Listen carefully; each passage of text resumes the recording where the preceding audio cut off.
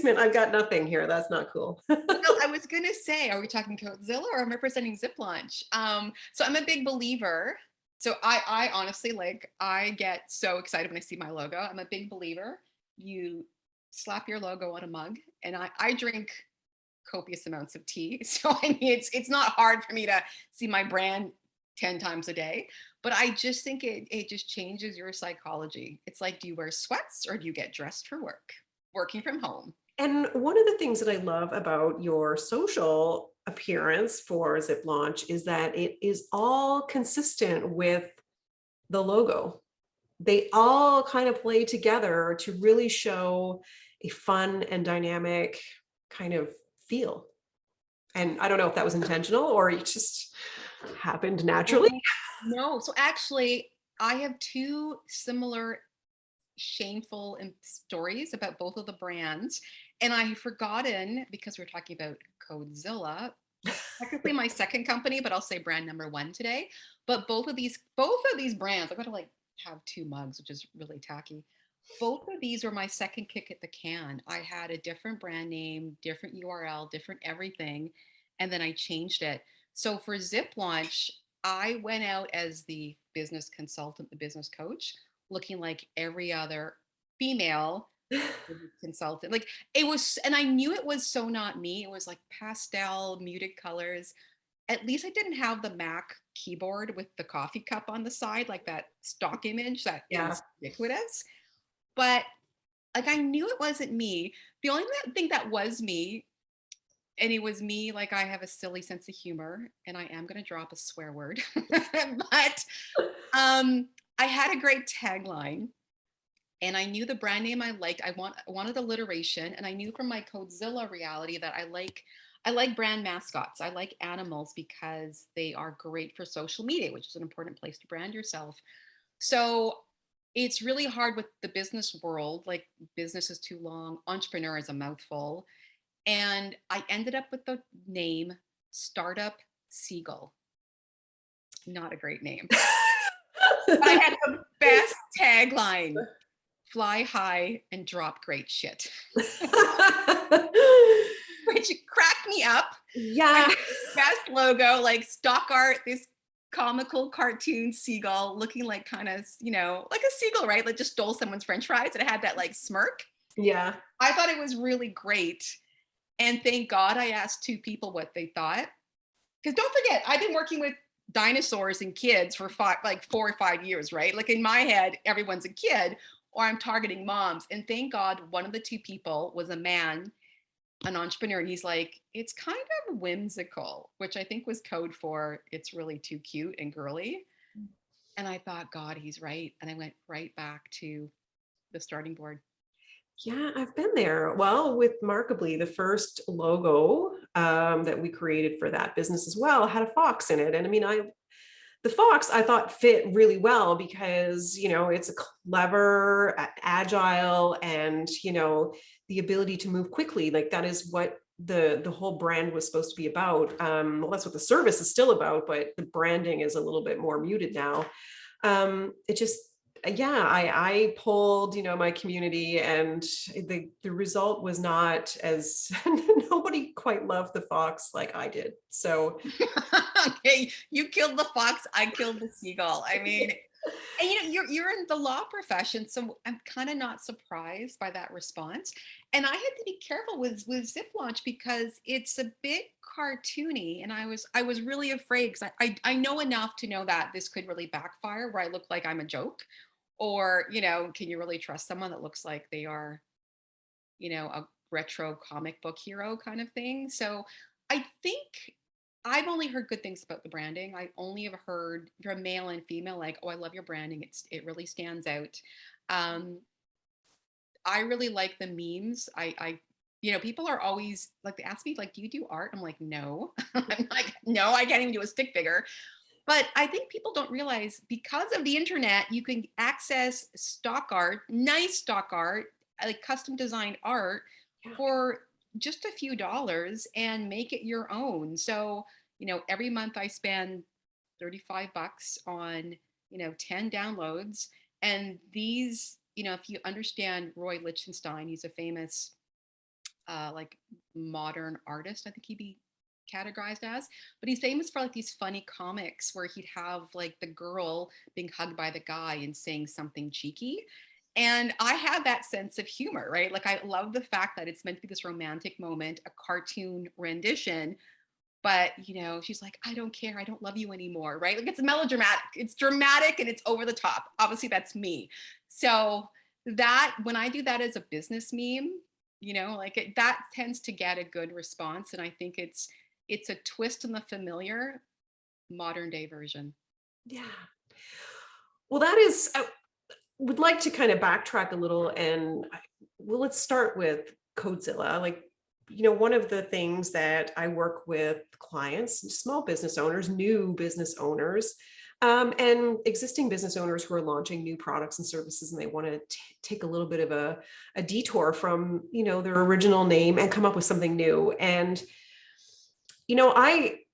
I think there's this misconception that you have to be super creative in order to come up with a great name. And I don't think that is true. I feel like as long as you're structured and you're starting from the right point, you can come up with a multitude of great names that you can pick from. And so I am curious. And I mean, I remember, so I will say, like, I saw Codezilla, I saw the name. I think I first encountered you in, I want to say it might have been the founder, no, because there's an Ottawa group here.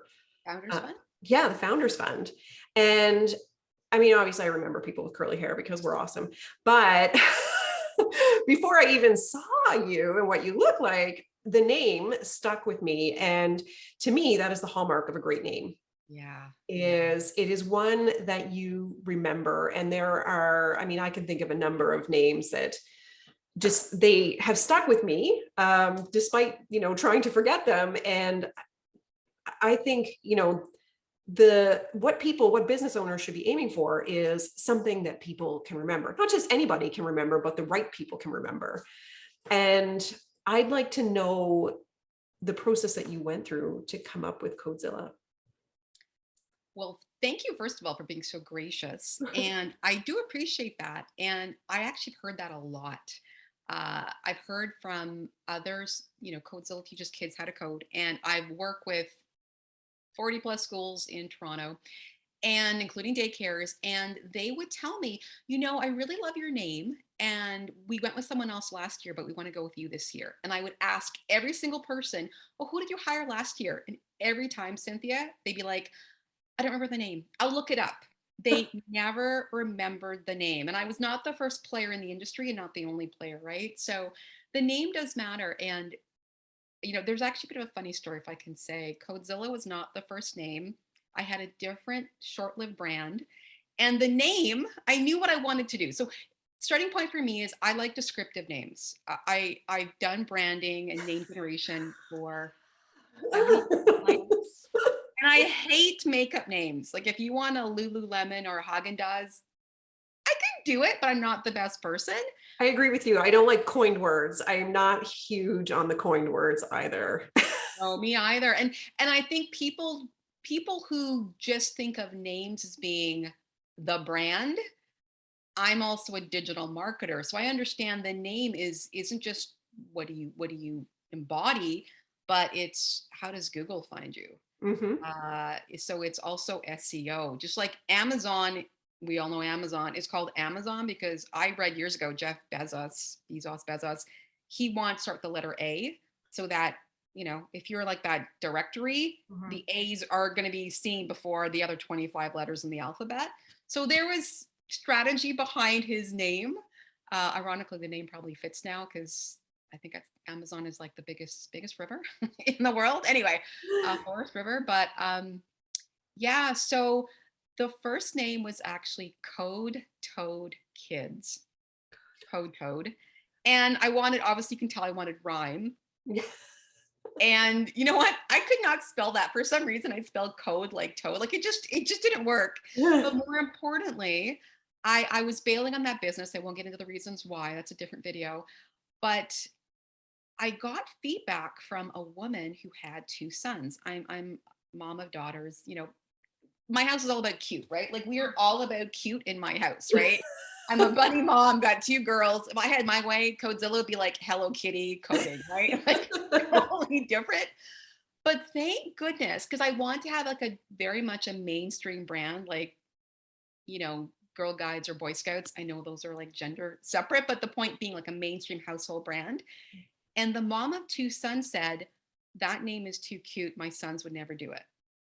And that was shocking because I hear I'm the marketer and the customer demographic for my own business. And I had never thought from the perspective of a boy mom.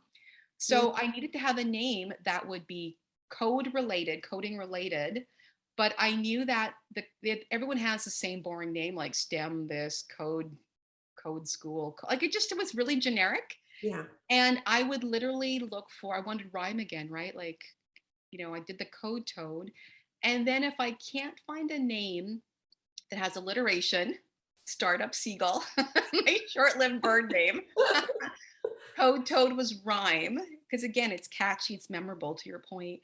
I then look for words that exist in the lexicon that are similar or have similar letters as the word I need to use. So obviously I needed to have the word code. Mhm. And I were like, what rhymes with code has words like code, COD. And I know Godzilla is a bit of a stretch, but there's like some similar words, letters in the beginning of that word. So the rest is history. See, now to me, like Code Toad, or I don't like it. Sorry. And Thank goodness. one of the reasons is because I think a great name leads you to feel good things. And to me, toads are slimy, dirty, and gross. I'm the same way. I hate frogs. So I should mention I did go onto Facebook and ask people what names they liked. And you'll know that beaver bots didn't make it. I'm gonna leave it at that because this might have to be like deleted.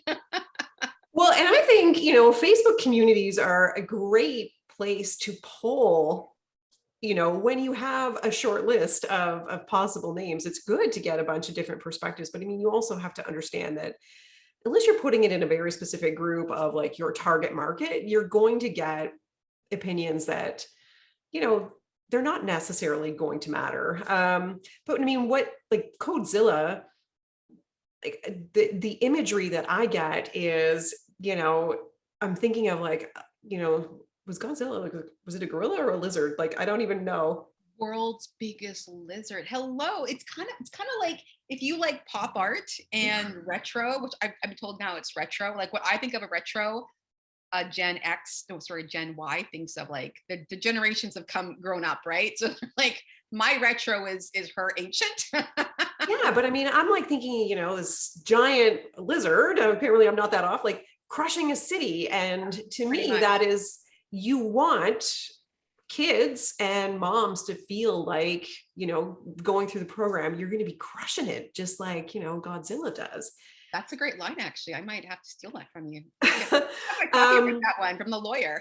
but it is that positive kind of imagery that is created by the name Codezilla that I think Code Toad kind of lacked. Well, that's a relief. And it's funny because just like my Zip launch story, where the previous rendition, Startup Seagull, I wasn't really happy with it, and I wasn't quite convinced. But at some point, you have to just do something, like just start moving. Yeah. And I wasn't really convinced with Code Toad either. So yeah, everything you said I agree with. And more importantly, there's the brand strategy, but then there's the marketing business strategy. It had to be a word or a name and associations, like you said, that would appeal to my target customer.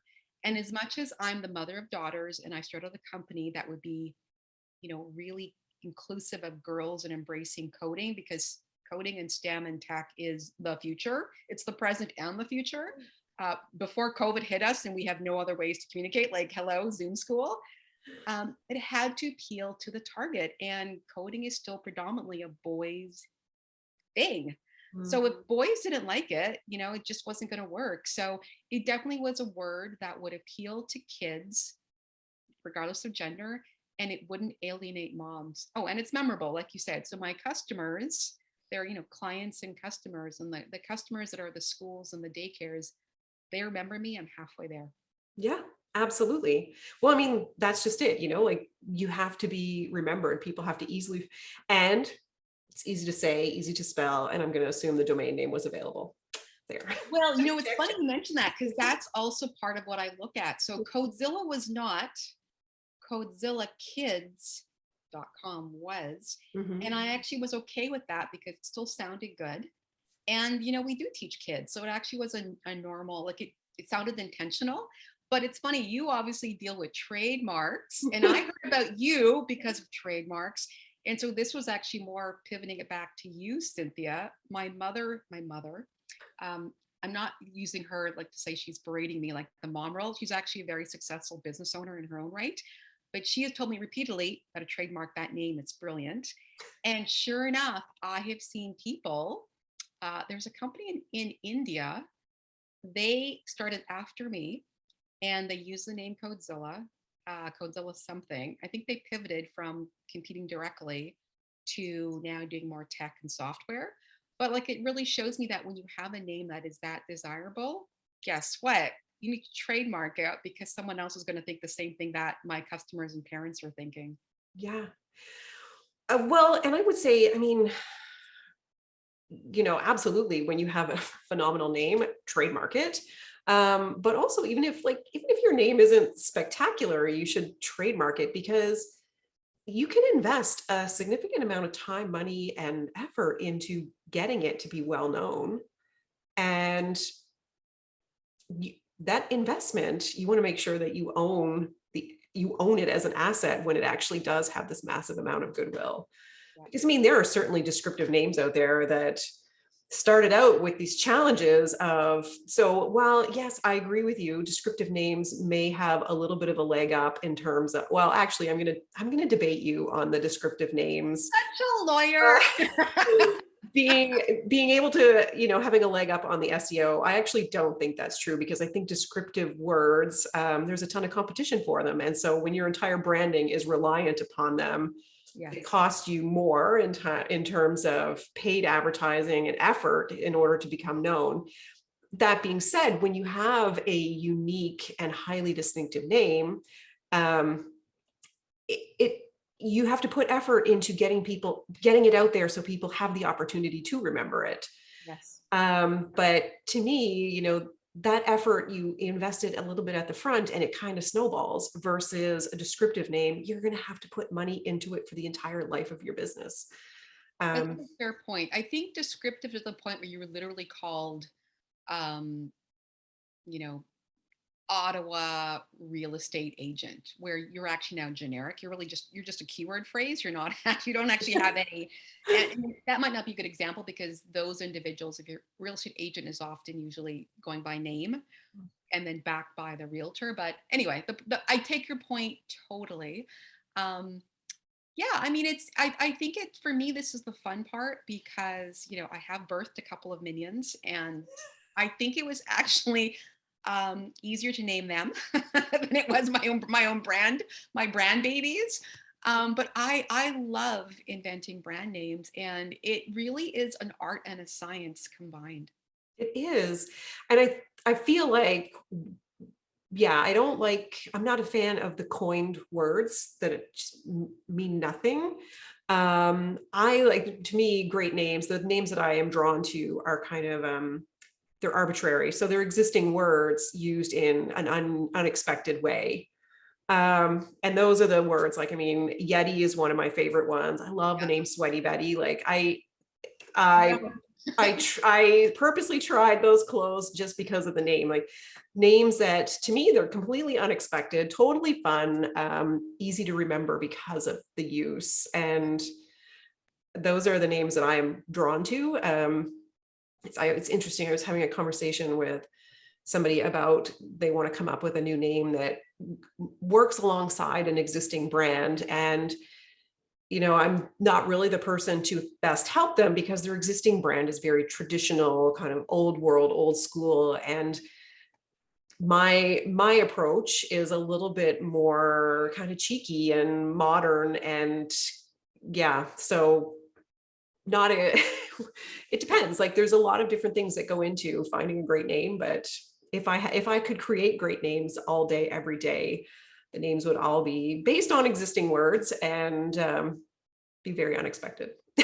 Yeah, I think you've nailed it. It's based on existing words and unexpected, right? Like Codezilla really totally embodies that. Yeah. And it was also like, I do look at the competition. I mean, I think people might arbitrarily create names. I see this a lot. Like if you name your company after your kid, not a good idea, right? That may work for Wendy's, You. right? Like Dave created Wendy's, the fast food chain, so be it. And that's part of the branding, and she's the mascot and the old fashioned look and feel. But I mean, I really do think if you look at the competition who's out there, I know in the coding space, coding for kids space, the word tech is overused. And exactly to your point, Cynthia, tech is a very popular word for businesses all around the world, from Elon Musk all the way down to like humble little coding schools. So to make that as your platform is like way too broad, way too expensive. But then they'd also use names that the customers wouldn't know. Like most parents and teachers would already know this, but most parents did not know the word STEM 5, 6 years ago. STEM was affiliated with plants. Right? The word STEAM, which is, by the way, STEM is science, tech, engineering, math acronym. STEAM takes the same STEM and adds art in the middle of the word.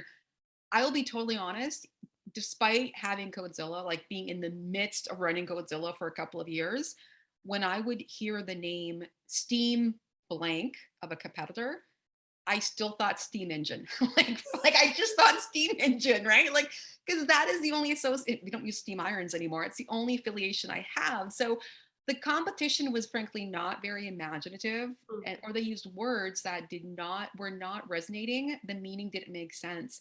And even at the time, some people didn't even know really what coding was. I realized for a lot of parents, they heard the term, they were aware it was important, but there was a big gap as to like, what the heck is it?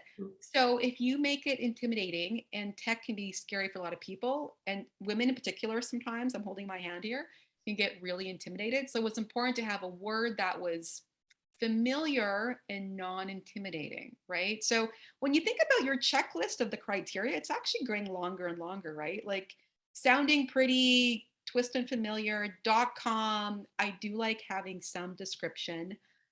It's only getting a competition analysis. Like it's a long checklist, right? Yeah. Yeah. Um, and I mean, how to start coming up with options, that's a whole other conversation. And I want to give away all the secrets, but Yeah, I gotta hire me for that one. I have like 80 plus brand names I've worked on. Um, yeah, but I think the more the person is aware of what they like, the easier it is to create the brand name. So you already mentioned Sweaty Betty's. Um, I've come across brands, I think they're American brands, any brand that has the word mallow in it, or like cupcake. If they don't sell cupcakes, there's a brand, I forget, like honestly, I don't remember the exact name. They actually sell t-shirts, but it's like something cupcake. I'm like, I'm all over it. Mallow to me is like marshmallow. I'm like all over it, right? They're just some words, like lemon is like that. I get Lululemon must have played on that. They're just some words that have such a positive association. I don't care what you sell. I'm going to click on that. yeah, it's true. It's true. Yeah, no, I would absolutely agree. And I would say like those names appeal to you because you are probably in their target demographic and they understood that. And I think, we were talking about it earlier. Like, I mean, I see a ton of names and I see people struggle with coming up with great names. And I see people who just got it within, they can sleep on it and they've got a great name. And I think I don't know exactly what makes the difference between being in one camp versus the other. I suspect, though, that the people who are able to come up with great names very easily are so entrenched in the minds of their customers, and they understand the value and why people buy or would want to buy what they're going to sell. And, it's those kind of keywords and ideas that are a rich source of great names, versus, people who name their business after their kids or their dogs. I don't Or know. your pet, your kid or your pet. It's because I look at small businesses all the time. I was I was guest teaching at an incubator in Toronto, and they gave me the list of all the businesses in advance. And I'll be honest, like I just already felt that looking at the names alone, I was getting like increasingly dejected because I thought like I don't know what they sell, but the name alone is not enticing Yeah. or it's confusing. So an example is, kid's first name, and then to their credit, they used alliteration. So I won't out the name of the company, but let's say son's name is Sammy, and Sammy's Snacks. When you hear that name, you think snack food. You think, something portable and or junk foody, whatever. She does like really unique, really wonderful looking, like big party catering, and really like unique dishes. And in all fairness, she may have started as a snack food company. I don't actually know the background, but I felt like Sammy's Snacks for a high-end, large party, 100 plus people was totally wrong for that. Like, what she created and the decor and like the whole, it was more like a catering event company. And the name Sammy Snacks totally devalued what she was bringing to the table. So, you've got to really think about, you can love your kid and yet not, brand with your kid, right? So, thinking about it from that standpoint. So alliteration, great. Is that memorable? Great. But other criteria to think about, is it easy to spell? I mentioned code. You didn't like code toe because of the association. My brain, for some reason, because code and toads, they rhyme, they sound similar, but they're spelled totally differently. I would often spell code COAD, or toad, like toad would be like TODE. Like it just, your brain just slips into like, it was so embarrassing. And I'm a big believer as well. It's funny, this wasn't on I had a list of things that I look for. I don't like names that are so long that they become acronyms. Oh yeah, agreed. Never create a brand name that is too long to say, write, spell. And I will like, it was never Codezilla Kids, it was Codezilla. It would never be CK because A, that's Calvin Klein. But like, it just, the first thing I learned when I became a brand marketer working for Kraft Foods, like my dream job was, yes, selling peanut butter and shake and bake. Believe it or not. That was the Google. It was the Google of its time, right? It was the Google or Amazon of its time. But that was my dream job. And the first thing I was told by the director, Sheri, your brand is a person, not a thing or an it. Never call it that way. Call it as if it's a person. And if you take that presence, I would never debase this by like shortening the name to CK, right? It's Codezilla. Yeah. Well, I mean, that's a trademark fundamental. When you've got a name, use it consistently. Don't make it a noun.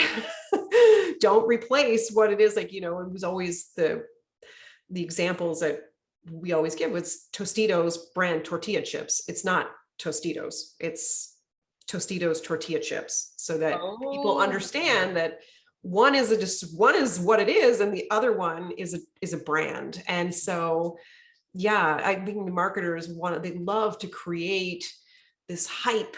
And so they totally try to genericize brand names in a way that it makes me cringe every time. Yeah, When we're actually encouraged, like make it into like, no, honestly, I want you to zip launch. Like it's a verb now, don't you know? Like yeah, but I mean, you don't want it to become, the trampoline. or Zoom. Like to me, I say Zoom school. Like that probably is a trademark infringement, right? Because it's become a verb or a descriptor versus the brand name. Well, if you were actually selling courses under the name Zip School, Zoom School, yeah, you totally would be. Ah, good point. Good point. Yeah, you're right. Marketers go for the consumer lens And as a trademark lawyer, you have to look at it from the business perspective. Well, and kind of reinforcing, I actually don't think that the two perspectives diverge. I think marketers want they want consistency, repetition, people to remember. Like you want that easy recall, and the way that you do that over and over and over again is you hammer away at one single name. And so, from a trademark lawyer perspective, we want the exact same thing. We just want to make sure that you do it using the name in a proper way and not turning it into something that is going to devalue it over time. And so, I think the two perspectives are they have the same goal. They just have a different view on how best to get there. Thank you for clarifying, because that's an excellent point. And I think it's important to understand that you do spend so much time creating this. And I've literally seen it being used by other people, in different, both in the US and now in India. And I think, oh, that probably isn't good. And I also think if you want to sell your business, this might be an interesting second video, but if you want to sell your business, do you have more value because you have trademarked your assets? Absolutely. Well, for sure, because I mean, the trademark itself is, I mean, it's a grant of ownership. It is an official. Well, you get a digital certificate now. It's not on paper. It used to be, but you get Oh, it's not an NFT. yeah, you get a serial number that sets out the boundaries of your ownership of that name. And when it has a serial number, when it has boundaries, you can attach a value to it. And certainly, from the perspective of a buyer, you want to be buying a business that has a name that is owned by that business, and you have the tools available to stop other people from infringing it, and that you can grow it, you can continue to use it, there's no risk attached to it. And so, the trademark registration is a valuable tool for proving to the world and to any potential buyers that you actually own that name. So yeah, it does add value. Yeah, thank you for reminding me. Again, it's just, I think the list when you are self-employed, as I am, you're in the trenches as well. The list of things to do is so long, and sometimes we don't prioritize what is really a game changer. And I still am figuring that out. I'm on my third business. Hello, like my third business, and it's just to prove it. It's Zip Launch, not Zip or ZL. But yeah, it's like I still feel like there are things that you don't know until you learn the hard way, or Mhm. you wish someone had told you what you should have done, could have done the first time round. Well, and I think, to be totally fair, there aren't people out there who are really sharing this one stop, this is how you do it. This is how you start a business. I mean, there's some narrative out there. Well, if you're going to operate a business in a name other than your own, you have to register your business name with the province where you're operating. Mhm. That's great. How about in this next sentence you say, and you should register it as a Canadian trademark so you own it everywhere in Canada? Like, um, it's, there isn't this, I think it's a real, it's a travesty that new business owners aren't given that checklist. And, if you think you're going to make this amount of money, you should have an HST number. Like there's all of these different things that, for some unfortunate and very strange reason, trademark ownership has been left off of the list of things that, when you're starting a side hustle or you're a freelancer, things that you should be doing that would take, a couple of minutes out of your life to do. No one is there telling you the value of it until, you know, until it's too late. So I was inspired by this is a true story. I'm going to recount someone else's story. I was at a conference sitting in the audience, and the woman, I think her name is Avery Schwartz. I don't know if you've heard of her because she's pretty big in the tech industry here in, I think she's Toronto based, but we're just different cities. And Avery Schwartz is the founder of Camp Tech. And they were really ahead of the times. She's a digital, I think she began as a web designer, developer, and so many clients wanted help on how do I you know, DIY my website. So she created courses. And I'll never forget, she said on stage, she had I assume it was a disgruntled employee that said something to the extent of, well, what prevents me from just taking this name and doing this myself in Vancouver, or something along those lines. Like the whole point was, you don't have any brand protection. And she said, like, the very next day, she got busy with the trademark and making sure that, like, because it's true, right? If you have a low barrier to entry, and in my case, both consultant and Codezilla, it's a fairly low barrier to entry. Mhm. Now, because of Zoom, I jokingly say my competition is two guys and a Wi-Fi, right? Like anyone can do what I do. It's not that special if you don't know what you're doing, or you don't understand marketing, customer service like I do. But she was in a similar position, right? Teaching people a fairly increasingly high demand and becoming increasingly mainstream skill. If you don't trademark it or put your brand DNA, make that legally yours, it's not hard to pull the same name. She had a It's great name. true. It's so true. I mean, there are a ton of like products out there that are really not that innovative. They serve a particular purpose and then easy to copy, easy to compete with. The way you really stand out is with a great name. And oftentimes, if you're starting a business with an idea that's not something that you can patent and own and stop everybody else from using it for a certain number of years, like you're starting a business that is it's meeting a need that can be easily copied. Yeah. But if you have a great name, that great name right out of the gate is probably your most valuable asset. Yeah, I take great pride in the fact that I've had positive response from the get-go to both names, Mhm. even from people who would normally not be like quick to give responses. Not naming any relatives. I help them. They're Um, the worst, yeah, but they're not your target market. So you're right. You're right. But I recall actually saying, "Yeah, I do that for a living." Like, I know you're surprised. Um, but anyway, the point being is, maybe it's actually more of a compliment when your non-target market, not impressed relative is impressed. You're onto something. So never mind what the face group says. Never mind what your mom says. When the hard to please Debbie Downer gives you two thumbs up, you're onto something. yeah, absolutely. And when it's easy to say, easy to spell, and the domain name is available, you get on it. Check, check, check. Yes. Yeah. So maybe we should end today's video on that. I feel like we could do 1,000 other videos on this very topic. But I feel like this conversation, we've got some good stuff, and you are welcome to chop, edit, delete, or make into micro bits. Because I know I was funny. This is our first time actually recording, and I did do my first video. I'm very proud of myself. But I knew for my first video, I personally had to be like the 5 things, and then it was. I'm also testing my video editor. I would source that part, Cynthia, and I wanted to see, do I need to, if I have to scroll to every part of it's only a 9-minute video, but that's 9 minutes is pain to me, right? That's literally pulling teeth. If I had to tell them where to insert, the script, book 1, book 2, book 3 of the 5 books you need to read, the 5 business books, I will go batty.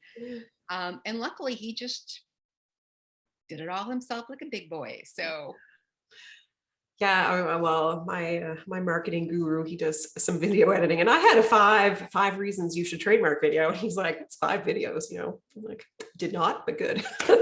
yeah, no, it's micro content. So thank you. I've enjoyed. I love talking to you. Like, you're the highlight of my week. I was really tired walking in. Like, when you wake up and you're like, is it third? No, I was like, what? I know I'm busy when I wake up, and I literally don't know what day of the week it is. I have to think what day of the week, and then my next thought is, God, I hope it's Saturday. And I'm self-employed, hoping it's Saturday, right? Like, I find that humorous where I basically do something nearly every day because I also enjoy it. I'm a plotter, right? I'm a marathoner who will never win the race, but I won't quit, right?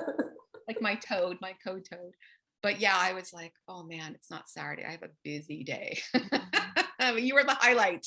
Yeah, well, these kind of conversations invigorate me, and because my face is like red now, and my ears red, super red. Yeah, you know what? I should have patted down the defrizz and the de-shine. Anti-shine.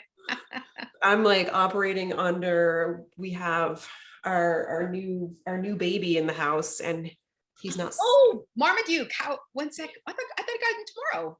Yeah, we were supposed to get him tomorrow, and then the breeder's like, they're ready to go. And so I'm like, well, I I don't want to want to wait a see week, Shimmer. Can you tilt down the camera so I can see? He's Oh kind of my blended gosh. in. I'll grab I'll be him. honest. I'm like, is it a cow or is it a? I'll grab him. Oh no, you're gonna wake a sleeping dog. What kind of human are you? Well, because I have another call, and it, the success of my calls really depends on whether he's going to pee and poop at the right time. Beautiful. Yeah, he's super sweet. He does look very tired. What's his name? Patrick. Why Patrick? Oh, my husband named him. I think to Okay. screw with me. I wanted to name him George, and he was like, "No, that sucks. He's going to be Patrick." Well, no, okay, I got Oscar and Henry, so I'm not judging, but it's funny how Oscar read it technically, but you don't know until you get the bunny neutered that, oh, it's actually a girl. But Patrick seems like, usually I find animals have names that you don't hear moms calling in the playground. Like Patrick's a pretty common name. So I was kind of like, oh, okay. Yeah, I would have gone with a bunch of different ones. Like I was good with George. I would have named him Bruce. Bruce, I I think also Bruce yeah, your kind of dog is a really good name. I also would have named him Ranger. Yes, we're talking about brand names. We can talk about your dog. Oh my God, like how could hello, new video all over. We're doing all over again. You have to talk about naming your dog is like naming your brand. Yeah, but he's going to turn out to be a Patrick, I think. He's super stubborn already. Like his dog does not want to move. He's not going to move. And it's going to be interesting when he's 150 pounds to try and convince him to move. To me, that would definitely be a Ranger or a Bruce, but I go with Patrick. I think this is a separate video. I think your video is going to be the play on how naming your pet is just like naming your company. I can see this, and I want to see Patrick on the thumbnail. I think that'll be a real what's it called? Not a click magnet. Clickbait. It's true. But I mean, naming your business is a lot like naming your child too. Yeah, it was pretty easy for the kids because we had very few names we agreed on. So the short list was it was super short, like super short. Uh-oh, hiccups. Yeah, and now I'm feeling like baby flashbacks. It's like the burping and the you have the little like blanket and the burping and the spit up on your shoulder. Yeah, just before this call, I've been trying to get him to poop for the last 2 hours, and he's just not interested. So I gave up. I brought him in, and he pees on the floor. I'm like, and I'm there wiping it up, and he's dancing around, barking at me. I'm like, not cool, dude, not cool. Well, congratulations on Patrick. He is cute. Are the boys, well, like the whole family going like, it must be as much fun coming from school now, right? Because you got something to look forward to. Well, they were the first day he was here, and then he got comfortable and he started biting them, and now they're largely scared of him. Yeah. And he's still a puppy. Just wait. I was laughing. So our kitchen, unlike most houses, is in the front of the house, which I love because I definitely know when the neighbor's having an affair. That is a real story. So anyway, kitchen in the front of the house, and I saw the neighbor across the street. Obviously went for a walk, came back. The dog was in the front with the wife who was doing the gardening. The dog went bananas for the husband who was returning, like jumping up and down on its hind legs, licking him, running in circles. And I thought, you know what? My rabbits don't do that for me. Not even with a carrot, right? Like that's what dogs do. Dogs miss you. It's been 30 minutes and it's like you've been gone for 30 days. Like that's what a dog will do for you. Yeah, he does that for the kids. He really, like right from like day one, he was super attached to our youngest, which was surprising. And now the youngest, it's like he lives in this house like the floor is lava, that he's going to get attacked if he puts his feet on the floor. So he jumps from the furniture because he's scared to death his dog's going to bite him. And then my older one, I mean, we keep telling him, we're like, don't put your head below his, like, don't let him, like, you're wrestling with him, you're letting him be on top of you. And while it's cute when he's, 15 pounds, and I mean, my husband, like last night, he's like, you have to stop doing that, because if he does this as a full grown dog, we're going to have to kill him. Like, ooh, that's the conversation you don't want to have. well, I mean, if they play with him to the extent that he doesn't understand appropriate play for a giant dog, then it's going to be a problem. Yeah, So no, that's fair. Well, at least to your credit, you're conscious of it. My neighbor, I can never out where I live because I don't want to out my neighbor, but she got a therapy dog, which I mean, I don't know whose therapy it's getting because this dog is like it's the it's just it this dog has altercations with everyone else in the neighborhood, so it really is anything but therapy. It's just not trained, yeah, and it's a very aggressive dog, and because they're our neighbor, we'll just walk in and out, and it'll always be barking at us, like it's like. And now if we leave the house, it associates us as, like, I don't know, burglars next door. So it chases us through the park, like it's actually quite terrifying. And we've never had an incident, but the point being, at least you're aware and you're having a conversation and you're taking steps to rectify. It is really easy, like raising kids. If you do nothing, you reap what you sow, right? it's not an option with this dog because he's going to be massive. He can't. Yeah, no, we're pretty crazy about making sure that the kids behave properly with him, and again, like they went through, like, I mean, it's like day 4 or 5 now, and I think they're starting to understand, like, just with his little puppy teeth, and he's biting, and it hurts, and they don't like it. I'm like, now picture him 15 times that size, like, and think about how you're going to feel then when he's still jumping on you and biting you, like he's going to knock you over. So start treating him like he's a 150-pound dog now, and play with him appropriately, and he will turn out to be a decent dog that we can actually keep. Yeah. Well, you know what? I think that's actually probably, I think pets or animals in general are really good. They bring out the softer side in you, but they also bring out the importance of responsibility and nurturing, right? And not just the doggy do, the poop and scoop. It's actually thinking about it from a more holistic standpoint. So kudos to you. Well, I mean, I would love every evening to just snuggle with him on the sofa. He's like so soft, and he's so squishy, and he's so warm. And I'm like, yeah, it's great now, but it's, when he's sitting on me and I can't breathe, like this is not gonna. The whale on legs. Yeah, well, that's the trade-off. Rabbits look cute, but they don't like being Held. touched, Yeah. right? They're prey animals, so no matter how safe the house is, they're always afraid that the vulture is going to come down and swoop and haul them off. So they're low maintenance relative to a cat or a dog.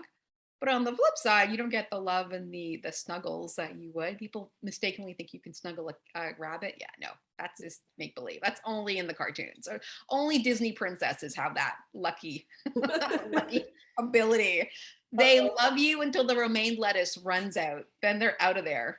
You're starting to walk around after I woke him up. I better take him out. Drowsy. Okay, well, enjoy your walk. Hopefully, you get some sunshine. So last time you had like some crazy weather last week when we spoke. So Yeah, I think it's supposed to snow this weekend. yeah, I think we're meant to get it too. But then I'm originally from Winnipeg, and I saw what's happening in Manitoba, and I'm like, all good. Life is good. It's all melted. It's all good.